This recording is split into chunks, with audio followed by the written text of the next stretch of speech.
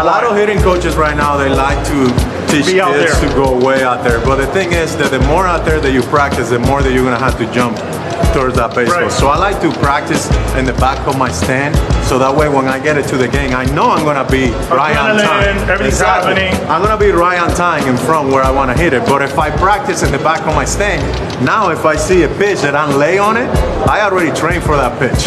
And that's the line drive that I can. You don't know what's coming. See, the ball's here, you know it's here. Exactly. But if it's not, if you don't know what's coming, I got to work as deep as possible. Yeah. So I started, with the corner away, then I move it to the middle, and then I move it to the inside, and then I finish with the middle. So bring the barrel, bring the knob to the baseball, boom, and then I can hit it anywhere. Right, you can hit it. I want to feel like I can hit that pitch. Like if you put that ball in there, and I'm here, I can hit that pitch to right field. You can hit it up the middle, or you can pull it if you want. I can pull it if I want. Boom. Okay, so there's Albert Pujols talking about some of his pre-game work off the tee. Now, he talks about hitting the ball deeper, okay, because he knows that he's going to, once he gets to the game, he's naturally going to catch the ball more out in front. The game is going to speed up. Right? No matter what you're doing off of a tee, it's not about doing exactly what you do in the game off the tee, because you got to understand the tee swings and then game swings are going to be very, very different in a lot of ways. Yes, mechanics, there's going to be a lot of similarities. Of course, you're doing the same action, but what is going to change is the environment. What's going to change is your mental process, what you're thinking about, what you're not able to think about. Right? There's going to be weather.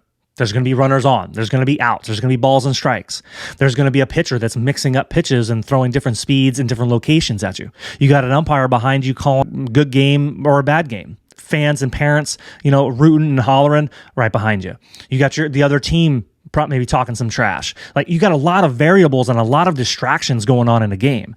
And not to mention, you're probably only going to get anywhere from 3 to 4 at-bats in a game. 2 swings, and then you hit the ball every time. That would be 3 swings per at-bat, and that is kind of on the generous side.